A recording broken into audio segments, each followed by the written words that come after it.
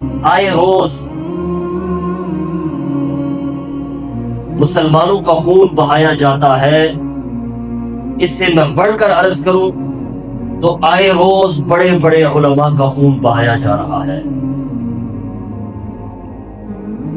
پاکستان بننے کے لیے تو قربانیاں دی تھی، کیا ہم نے پاکستان بنایا؟ ہمارے بڑوں نے قربانیاں دی، خون دیا کہ اس میں اسلام ہوگا، امن ہوگا، چین ہوگا، ہمارے مال جان کا تحفظ ہوگا۔ لیکن افسوس یہ کہ جس ملک کے لیے ہم نے قربانیاں دی، علماء نے قربانیاں دی، آج بھی وہ اس کی آبیاری اپنے خون سے کر رہے ہیں۔ ابھی اسی ہفتے زینت المحدثین شیخ الحدیث حضرت مولانا محمد ادریس حقانی صاحب کو شہید کیا گیا، اور یہ وہ شخص ہے کہ جو بوڑھا ہے، کیا ہے؟ بوڑھا ہے، اور یہ وہ شخص ہے جو روزانہ کی بنیاد پر 2500-3000 طلباء کو پڑھا رہا ہے، اور یہ وہ طلباء ہیں جو آخری سال کے ہوتے ہیں، جو دورہ حدیث ہوتا ہے، فارغ ہوتے ہیں، اور 30 سال سے یہ خدمت سر انجام دے رہا۔ اب بتائیں اس کا کیا قصور ہے؟ اور وہ یہ خدمت بھی وہاں سر انجام دے رہا ہے، اس علاقے میں جہاں ایک زمانے میں لوگوں کی سوچ یہ تھی کہ ہاتھوں میں تلوار ہونی چاہیے۔ انہوں نے لوگوں کے ہاتھوں سے تلوار لے کر کتاب کا علم دیا، کتاب ہاتھوں میں تھمائی کہ بھئی پڑھو، تو علم حاصل کرو۔ اگر ہر سال وہ 2500-3000 طلباء کو پڑھا رہے ہیں، فارغ کر رہے ہیں، 30 سال سے خدمت سر انجام دے رہے ہیں، آپ بتائیں کہ لاکھوں لوگوں کے استاد ہیں کہ نہیں؟ اور انہوں نے ان کو درس یہ دیا ہے کہ بھئی آپ نے امن کا خیال رکھنا ہے، ملک پاکستان کو امن کا گہوارہ بنانا ہے۔ ان کی ساری زندگیاں صرف ہو گئی، لیکن افسوس یہ کہ یہ اسلامی ملک ہے، یہاں آج علماء کا حکم محفوظ نہیں ہے۔ اور یہ ایک عالم کی بات نہیں ہے، ایک لمبی داستان ہے۔ یہاں مولانا یوسف الجھانوی کو شہید کیا جاتا ہے، اسلم شیخ پوری کو شہید کیا جاتا ہے، مفتی نظام الدین شامزئی کو شہید کیا جاتا ہے، مولانا معراج الدین کو شہید کیا جاتا ہے۔ یہ میں وہ نام لے رہا ہوں جو بڑے بڑے جید عالم تھے، بڑے بڑے جید عالم جن کے لاکھوں میں شاگرد ہیں، جنہوں نے ساری زندگی قال اللہ قال رسول پڑھایا۔ اب بتائیں ان کا کیا قصور؟ حالانکہ ایک عام مومن کا خون اتنا قیمتی ہے، لیکن ایک وہ شخص جس نے ساری زندگی رسول اللہ صلی اللہ علیہ وسلم کی حدیث پڑھائی، آج اس کا خون سستا ہو، جس نے اپنے بال سفید کر دیے اپنے محبوب کی حدیث کو پڑھاتے ہوئے، اپنے محبوب کی سنت کو پڑھاتے ہوئے۔ اور پھر ہم نے یہ ملک حاصل کیا تھا اس لیے کہ یہاں اسلام کا بول بالا ہوگا، لیکن افسوس یہ ہے کہ جب سے ملک بنا ہے تب سے اسلام کے خلاف ہی قانون کا نفاذ کیا جاتا ہے۔ پھر ہمیں میدان میں نکلنا پڑتا ہے، احتجاج کرنا پڑتا ہے، پھر وہ بس اوقات واپس لیا جاتا ہے، اور بس اوقات ہم ٹھنڈے ہو کر بیٹھ جاتے ہیں کہ کچھ کوئی حاصل نہیں ہے۔ یہ ملک جو اسلام کے نام پہ بنا تھا، کلمے کے نام پہ بنا تھا، اس ملک میں حضور علیہ السلام کی ختم نبوت کے قانون کے لیے 10,000 مسلمانوں نے شہادت دی۔ پھر اس ملک کے اندر یہ قانون بنتا ہے کہ بھئی اگر کوئی 18 سال سے پہلے مسلمان ہوتا ہے اس کا اسلام قابل قبول نہیں ہے۔ پھر اس ملک کے اندر قانون بنتا ہے کہ 18 سال سے پہلے نکاح نہیں کر سکتے آپ، جرم ہے۔ پھر اس ملک کے اندر قانون بنتا ہے کہ اگر کوئی زنا رضامندی سے کرتا ہے اس پر سزا لاگو نہیں ہونی چاہیے۔ پھر اس ملک کے اندر حضور علیہ السلام کی عزت و ناموس کے تحفظ کے لیے قانون بنتا ہے، تو اسے ختم کرنے کے لیے پہلے دن سے آج تک کوشش جاری۔ نعوذ باللہ کہا جاتا ہے کہ یہ تو کالا قانون ہے، نعوذ باللہ کہا جاتا ہے یہ شدت پر مبنی قانون ہے۔ بھئی اگر اپنے محبوب سے پیار کرنا یہ شدت ہے تو یہ تو ہمارے اوپر لازم ہے۔ آج ہم جی ہی اللہ اور رسول کی محبت پہ رہے۔ اب میں آپ سے پوچھنا چاہتا ہوں کہ کیا ہم کہہ سکتے ہیں کہ اسلامی ملک، کب تک ہم دھوکہ دیتے رہیں گے کہ ہم اسلامی ملک میں رہتے ہیں؟ جہاں اللہ اور رسول کی علن اعلانیہ بغاوت کی جائے، اور ہم پھر بھی ممبر پہ بیٹھ کر لوگوں کو عمل کا درس دیتے رہیں، لوگوں کو پیار کا درس دیتے رہیں، لوگوں کو اسی طرح چلتے رہنے کا حکم دیتے رہیں، سمجھاتے رہیں، اور افسوس یہ کہ ہمارا ہی خون بہایا جائے۔ یہ میں پنجاب کی بات نہیں کر رہا، سب سے زیادہ علماء کو مشکلات سرحد کے اندر ہے، بلوچستان کے اندر ہے۔ وہاں کے لوگوں کو سمجھانا بڑا مشکل تھا، انہوں نے اتنا سمجھا کر ان کے ہاتھوں میں قرآن دیا، رسول اللہ صلی اللہ علیہ وسلم کی حدیث تمائی، اور ان کو عمل کا درس دیا۔ افسوس یہ کہ جتنا بڑا عالم ہوتا ہے، محدث ہوتا ہے، اسے شہید کر دیا۔ انڈیا ہمارا دشمن ملک ہے، وہاں اتنے علماء شہید نہیں ہو رہے جتنے یہاں ہمارے پاکستان میں ہو رہے۔ ہر مکتبہ فکر، اور میں آپ کو پہلے دن سے عرض کرتا ہوں، پہلے دن سے بات کہہ رہا ہوں کہ یہ عوام کے دلوں میں نفرت پیدا کرنے والی بات ہے، علماء سے دور کرنے والی بات ہے۔ جو کہا جاتا ہے کہ مولویوں کی آپس میں نہیں بنتی، یقین جانیے مولویوں کی آپس میں بنتی ہے۔ یہ مولویوں میں تفریق پیدا کرنے والی یہی حکومتیں ہوا کرتی ہیں تاکہ ان کی قوت کمزور ہو جائے۔ ہمارے اندر انتشار انہی لوگوں کا پیدا کرتا ہے، اور مختلف اس کے لیے جماعتیں بنائی جاتی ہیں، جب دل چاہتا ہے ان کو اٹھا دیا جاتا ہے، بٹھا دیا جاتا ہے۔ آج بھی علماء کرام جو جید علماء کرام ہیں وہ آج بھی متحد ہیں، کیونکہ اگر کہا جائے کہ بھئی اسلامی ملک ہے، اس میں اسلام نافذ ہونا چاہیے، تو آگے سے کہا جاتا ہے کہ بھئی کس مولوی کا ہم دین نافذ کریں، کس مولوی کا دین نافذ کریں؟ یہ مولویوں کی آپس میں نہیں بنتی۔ بھئی ہمارا اسلام بھی ایک ہے، ہمارا دین بھی ایک ہے، ہمارا رب بھی ایک ہے، ہمارا پیغمبر بھی ایک ہے، کسی کو اختلاف نہیں ہے اس بات کے اوپر۔ جو اسلامی قوانین ہے کسی کو اس پہ تحفظات نہیں ہے، رسول اللہ صلی اللہ علیہ وسلم کے فرمان کے اوپر کسی کو کوئی اختلاف نہیں ہے۔ اور پھر میں اس لیے آپ سے پوچھ رہا ہوں کہ ہم کیا اس ملک کو اسلامی کہہ سکتے ہیں؟ کیا ہم اپنے آپ کو آزاد کہہ سکتے ہیں؟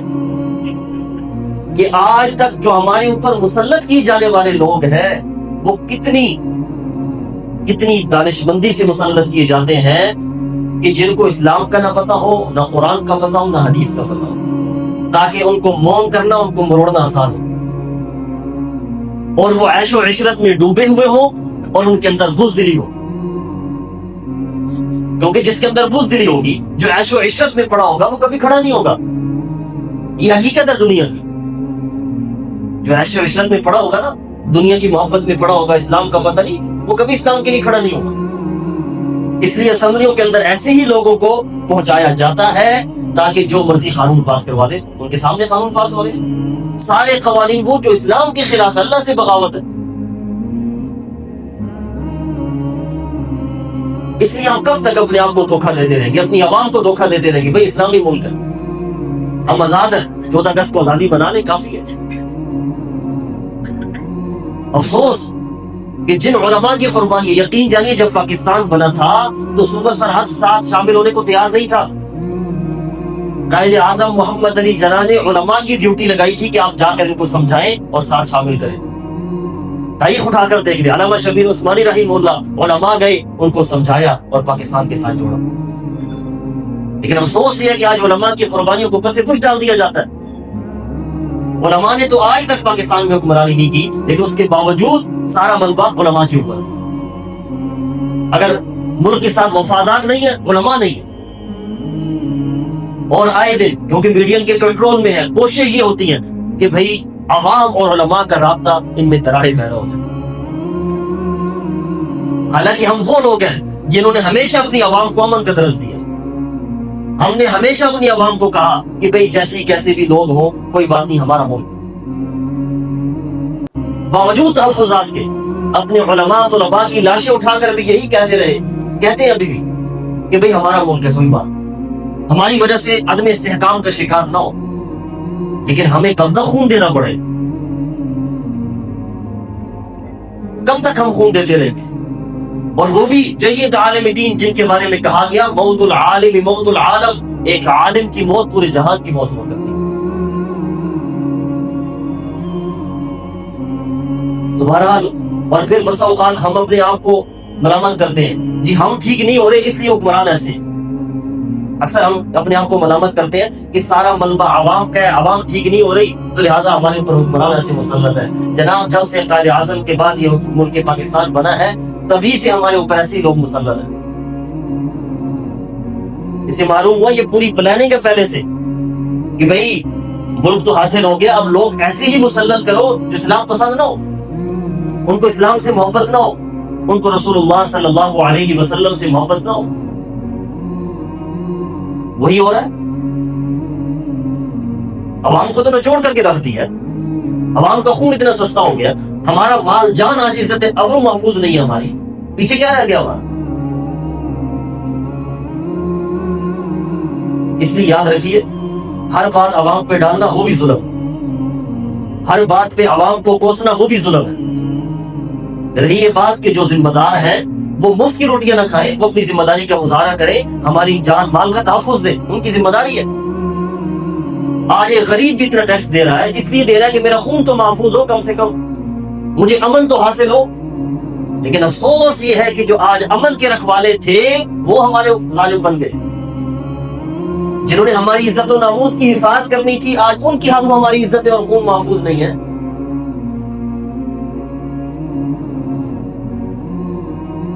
تو بہرحال جو ذمہ دار ہے ان کی ذمہ داری بنتی ہے کہ وہ اگر ہم سے اتنا ٹیکس وصول کر رہے ہیں, آج ایک غریب وہ اپنے گھر میں کچھ بھی نہ لے کے جائے نا ٹیکس بھر کے جاتا. چلے روٹی یہ تو ایک الگ چیز ہے, میں یہاں اس کو بیان نہیں کرتا, اس لیے کہ یہ بھی ان کی سازش ہے کہ ایک مولوی اگر ممبر پہ بیٹھ کر وہ اگر کسی ظلم کی نشاندہی حکومت کی کرتا ہے تو بسا اوقات جو اس کے سپورٹر ہیں وہ یہ وسوسہ پیدا کرنے کی کوشش کرتے ہیں کہ جناب ممبر پہ تو سیاسی بات نہیں ہونی چاہیے. اس لیے یاد رکھیے ہم ممبر پہ وہی بات کر رہے ہیں جس کا تعلق قرآن و سنت کے ساتھ ہے, جس کا تعلق ممبر کے ساتھ ہے, اسلام کے ساتھ ہے. اور اگر دیکھا جائے تو یہ سیاست بھی انبیاء کا مشن تھا, آج ہم نے اس کو گالی بنا دی ہے. آج کسی مولوی کو گالی دینی ہو نا اس کو سیاسی مولوی کہہ دیں یہ گالی شمار ہوتا ہے. جبکہ ہماری امت میں ہمارے رہبر, ہمارے قائد, ہمارے لیڈر محمد رسول اللہ صلی اللہ علیہ وسلم وہ یک وقت مذہبی رہنما بھی تھے, وہ یک وقت سیاسی رہنما بھی تھے.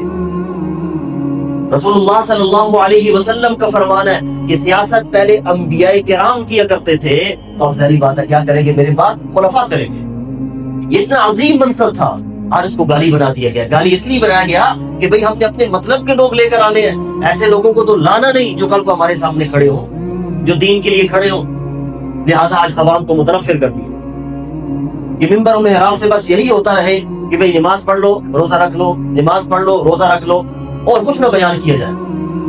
اور اسی لیے ہمیں 25-25 ہزار دینے کی کوشش بھی کی جاتی ہے کہ ان کی زبان بند ہو جائے, ہم جو مرضی حرکتیں کرتے رہے. اور بہت ساری عوام کو نہیں پتا کہ کیا قانون پاس کر رہے ہیں, کیونکہ ہمیں الجھا اتنا دیا نا. ہم تو ہر جمعے کی رات کو پیٹرول دیکھ رہے ہوتے ہیں, پیٹرول کم ہو گیا, زیادہ ہو گیا, بڑھ گیا, کتنا کم ہو گیا, ہمیں الجھا دیا گیا مہنگائی کے اندر, اور اسمبلی کے اندر اسلام کے خلاف قوانین پاس ہو. اب ظاہری بات ہے میرا نمازی وہاں کیسے دیکھے گا, وہ سب سے پہلے اپنے گھر کی فکر کرے گا. اسے اتنا پریشان کر دیا گیا ہے کہ آج وہ صرف اپنے گھر کو دیکھ رہا ہے, اور چور دروازے سے آئے روز ایسے قوانین پاس ہو رہے ہیں جو اللہ رسول کے ساتھ جنگ ہے. ہمیں اللہ کہتا ہے کہ اسلام میں داخل کرو لوگوں کو. رسول اللہ صلی اللہ علیہ وسلم کہہ رہے ہیں کہ میری امت کو بڑھاؤ, اور یہاں قانون پاس ہو رہا ہے کہ 18 سال سے پہلے کوئی مسلمان ہو بھی جائے گا, 14 سال سے پہلے اسے کہا جائے گا تیرا ایمان ہم قبول نہیں کرتے, تو کافر ہی رہے گا. اور 18 سال سے پہلے نکاح نہیں ہو سکتا, 18 سال سے پہلے نکاح نہیں ہو سکتا. آپ بتائیں کہ اس دور کے اندر تو بچے بچیاں 12-13 سال میں جوان ہو رہی ہیں, اور جب یہ قانون پاس ہوتا ہے تو پیچھے لکھا جاتا ہے IMF کے کہنے پہ پاس ہو. تو پھر اپنی عوام کو بتا دیا جائے کہ بھئی ہم غلام ہیں, آپ اپنے آپ کو اسلامی ملک کہنا چھوڑ دیں. ہم کیوں اپنی عوام کو دھوکہ دے رہے ہیں؟ ہم نے تو ہمارے بڑوں نے 6 لاکھ لوگوں نے قربانیاں دی تھی اس ملک کے لیے، صرف اور صرف اس لیے کہ یہاں ہم سکون سے مسلمانوں والی زندگی گزاریں گے، ہمارے یہاں اسلام کا بول بالا ہوگا، ہمارے محبوب صلی اللہ علیہ وسلم کی عزت و ناموس کا بول بالا ہوگا۔ لیکن افسوس یہ ہے کہ آج بھی علماء کو، جن علماء نے قربانیاں دی، جن کی مضمون منت ہے بہت ساری چیزیں، ان کو دیوار سے لگانے کی کوشش کی جاتی ہے، ان کا خون بہایا جاتا ہے، اور عوام کے دلوں میں علماء کی نفرتیں پیدا کی جاتی ہیں، اور یہ بتایا جاتا ہے کہ بھائی یہ ہمارے خلاف بات کرنا ان کا منشور نہیں ہے، نہ ان کا منشور ہونا چاہیے، ان کا منشور یہاں تک محدود ہو کہ بس نماز پڑھ لو، روزہ رکھ لو۔ ابو بکر صدیق رضی اللہ تعالی عنہ وہ خلیفہ بنتے، ہمیں اسلام سے پتہ چلے گا نا کیا ایک خلیفہ کی ذمہ داری ہوتی ہے۔ ابو بکر صدیق رضی اللہ تعالی عنہ فرماتے ہیں کہ بھئی جو مزدور، جب خلیفہ بنے، جو مزدور کی تنخواہ چل رہی ہے میری تنخواہ اس کے برابر کر دی جائے، جو مزدور کی تنخواہ چل رہی ہے میری تنخواہ اس کے برابر کر دی جائے، اگر میرا گزارا ہوا تو ٹھیک ہے، نہ ہوا تو پھر مزدور کی تنخواہ بڑھا دو۔ یہ ہے اسلامی خلافت۔ عمر فاروق رضی اللہ تعالیٰ عنہ جب سے امارت میری، خلافت مولی، راتوں کو نیند ختم ہو گئی اس خوف اور ڈر کی وجہ سے کہ بھئی کوئی بھوکا سویا رہا تو اللہ کے ہاں مجھ سے پوچھنا ہوتا۔ اب لوگوں کو ان سے دور کرنا تھا، لوگوں کو ان سے دور کرنا تھا، اور اس میں وہ کامیاب ہو گئے، خوب میڈیا کا استعمال کیا اور علماء اور عوام کو بہت دور کر دیا۔ آج بھی علماء سے پیار کرنے والے وہی لوگ ہیں جو مساجد اور مدارس کے ساتھ وابستہ ہیں۔ اور آپ کو مزے کی بات بتاؤ، آپ بتائیں کہ اس وقت اسلام کے جو مضبوط قلعے ہیں وہ مدارس ہیں کہ نہیں ہیں؟ رسول اللہ صلی اللہ علیہ وسلم مدینہ منورہ تشریف لائے، سب سے پہلے مدرسے کا قیام کیا۔ کیا کیا؟ مدرسے کا قیام کیا، مسجد کے ساتھ مدرسہ بنایا الگ سے، تاکہ لوگوں کو پتہ چلے کہ مستقل یہ ہماری ذمہ داری ہے۔ اور آپ حیران ہوں گے کہ جتنے مساجد اور مدارس ہیں یہ عوام کے چندے پہ چلتے ہیں۔ کس پہ چندے پہ چلتے ہیں؟ عوام کے چندے پہ چلتے ہیں، گورنمنٹ کی طرف سے کوئی سپورٹ نہیں ہوتی۔ اب اس سے اگلی بات سنیں کہ جو عوام کے چندوں پر چل رہے ہیں ان کے اکاؤنٹ کی ضبط کر لی جاتے ہیں، اور سپورٹ نہیں کر سکتے، آئے روز وہاں جا کر کے تنگ کیا جاتا ہے، اور اساتذہ سے پوچھا جاتا ہے کہ بھئی آپ کی بیٹیاں کتنی ہیں اور آپ کی بیٹیوں کی شادیاں کہاں ہوئی ہیں۔ اب بتائیے سوال پوچھنے والا ہے کوئی سمجھ میں آتا ہے؟ جان بوجھ کی اذیت پہنچانے والی بات ہے کہ تنگ ہو اور یہ راستہ چھوڑ۔ افسوس یہ ہے کہ مدارس میں تو پڑھانا چاہیے، لیکن آج کوئی مدرسہ محفوظ نہیں ہے، روزانہ کی بنیاد پر ہر مدرسے کو تنگ کیا جاتا ہے، اور کوشش یہ ہے کہ مدارس ختم ہو جائے۔ اور پھر کہا جاتا ہے کہ مدارس رجسٹر نہیں ہوتے، یقین جانیے وہ فائلیں لے کر دفتروں میں کھڑے ہیں کہ ہمارے مدرسے کو رجسٹر کر دو، رجسٹر کرتے ہی نہیں، اور بہانہ یہ بنا دیا جاتا ہے کہ شاید مدارس کے اندر دہشت گرد پڑ رہے ہیں۔ یقین جانیے میں ممبر کے بیٹھ کے کر رہا ہوں کہ صوبہ بلوچستان اور خیبر پختونخوا یہ علماء نے سنبھالا، ان کے بس کی بات نہیں تھی۔ وہ لوگ جتنے مضبوط ہیں اور ان کے جو عزائم تھے ان کو واپس لانے میں، ان کے ہاتھوں میں کتاب دینے میں، علم دینے میں علماء کا صرف اور صرف کردار ہے۔ علماء کی اتنی قربانیوں کے باوجود بھی آج وہی علماء محفوظ نہیں، اور مدارس جنہوں نے ہر دور کے اندر پاکستان کے تحفظ کے لیے اپنا کردار ادا کیا ہے، اپنے طلباء کو سمجھایا، عوام کو سمجھایا کہ بھئی یہ ملک ہمارا ہے، ہم نے اس ملک کی حفاظت کرنی ہے، افسوس یہ ہے کہ آج وہ محفوظ نہیں، وہ مدارس محفوظ نہیں۔ تو بہرحال یہ کچھ حقیقت تھی جو میں نے آپ حضرات کے سامنے بیان کی، اور